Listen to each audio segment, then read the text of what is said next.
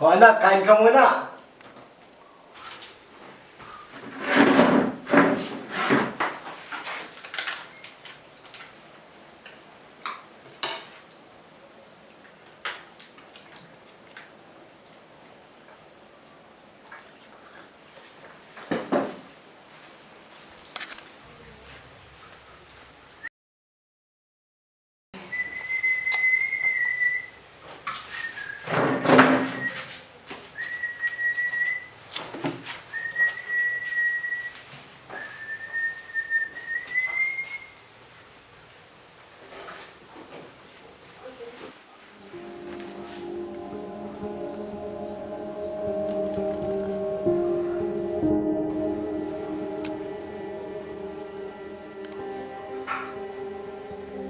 Ba't mo pinapakailan mo ng gamit ko?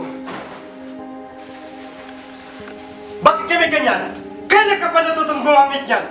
Sumagot ka! Huwag mo akong pakialaman! Dahil wala ka naman nung kailangan kita! Wala kang alam! Dahil hindi mo alam ang pinagdaanan ko! Wala akong pakialam sa mga kwento mo dahil wala ka namang kwentang ama! Sumusobra ka na!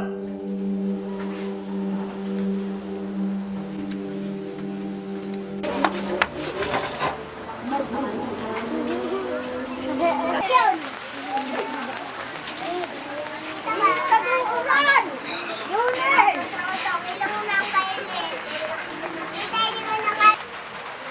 Iti-isa lang to. Yun na lang bentahan natin. O sige, bawi na lang. Ito sa'yo. Siya, sige, makakalis na kayo. Kikitain pa ako eh.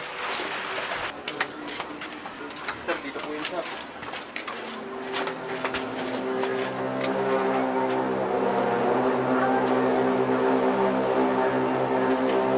Boss, meron ka ba dyan? Kukuha.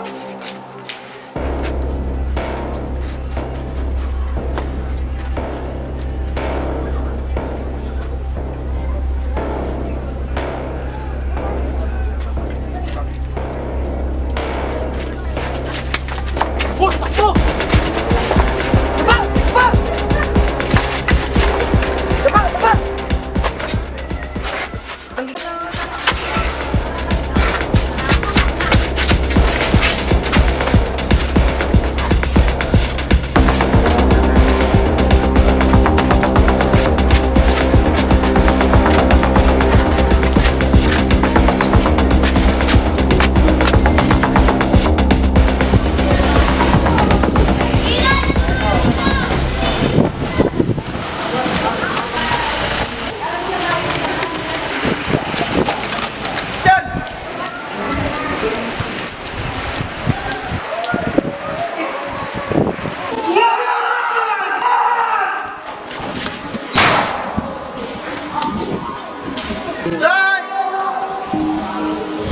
Kung kaya ko lang sanang maibalik ang nakaraan, hindi na sana ako nagpa-impluwensya pa sa droga.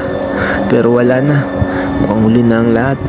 Sana'y mabigyan pa ako ng pangalawang pagkakataon na may tama ko ang mga pagkakamali ko at maayos ko muli ang buhay ko.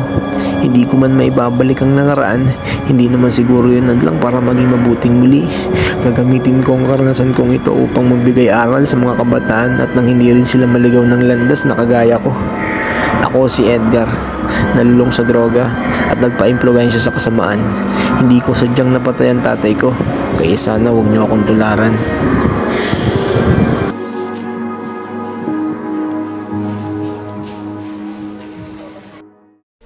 Binasakan nung ako'y nahulog sa balon, wala na bangain sa mesa na natitirang pag-asa kong rehaso. Kamatayan ang sa akin umaasa, baril natatapos sa akin para bang nakakasana. Kung yun ang aking dadana, ako ay nakahanda na.